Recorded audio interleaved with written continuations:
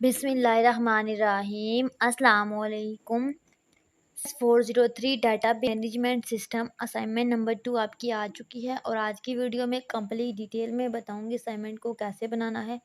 Assignment का 100% correct solution क्या है, ठीक है। इसको 24 डेट से पहले पहले आपने सबमिट करवाना है।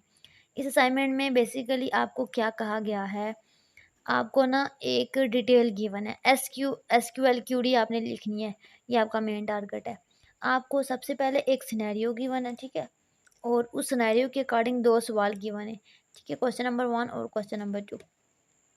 अच्छा, क्वेश्चन नंबर 1 में आपको कहा गया है you are required to insert 1 record into each table with appropriate data using SQL queries, ठीक है। आपने एसक्यूएल क्यूरीज को यूज़ करके आपने क्या करना है, आपने इनका जो रिकॉर्ड आपको ऊपर गिवन है इसको एसक्यूएल क्यूरीज में लिखना है।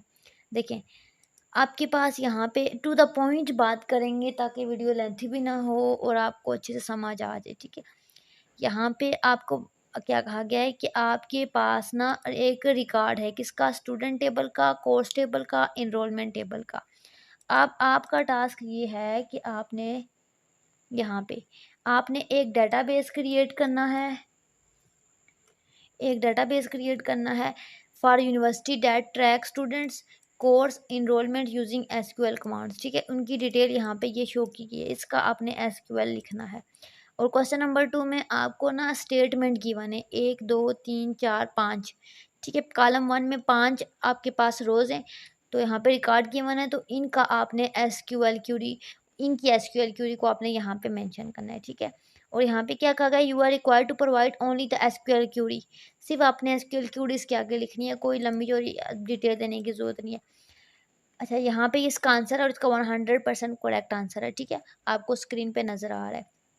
व्यू से रिलेटेड आपको हमारे पास ऑल सर्विसेज मिल जाएंगी। हमारे पास विजय यूनिवर्सिटी के ऑल पेड सर्विसेज अवेलेबल होती हैं, ऑल सब्जेक्ट के टीचर अवेलेबल होते हैं। अगर आपको सीएस के प्रोजेक्ट बनवाने तो आप हमसे कांटेक्ट कर सकते हैं, हमारे रिजल्ट गारंटी होते हैं। असाइनमेंट, क्विज़ेस, एलएमएस हैंडलिंग, हर सर्विसेज अवेलेबल है, ठीक है।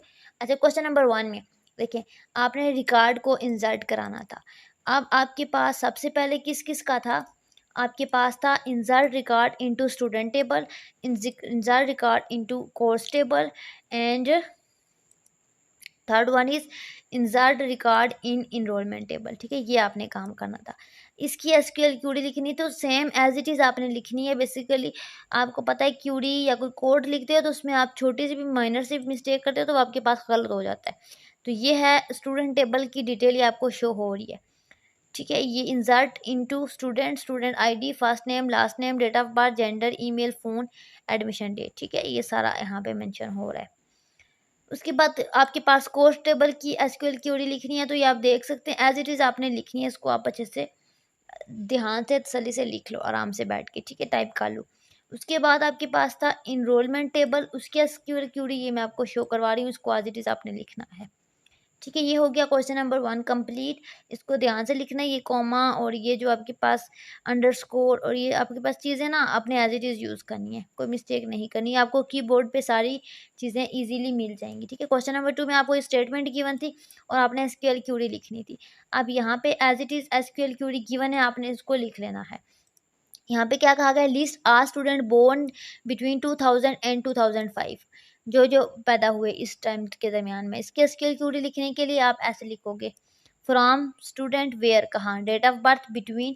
तो ये एसक्यूएल क्यूरी आपने जो है सीखनी है, ताकि आपको, आप बेसिक ट्यूटोरियल कोई भी लिखो यूट्यूब से ना निकालोगे तो आपको मिल जाएंगे, ठीक है। को इसको थोड़ा सा इसका आपको नॉलेज होना चाहिए ताकि आप जब इसको लिखो तो आपको समझ भी आए, ठीक है। मैं इसको इतना एक्सप्लेन नहीं कर रही, ठीक है। ये इजी है, इतना मुश्किल नहीं है, बिल्कुल इजी सी असाइनमेंट है। सेम आप सेकंड कॉलम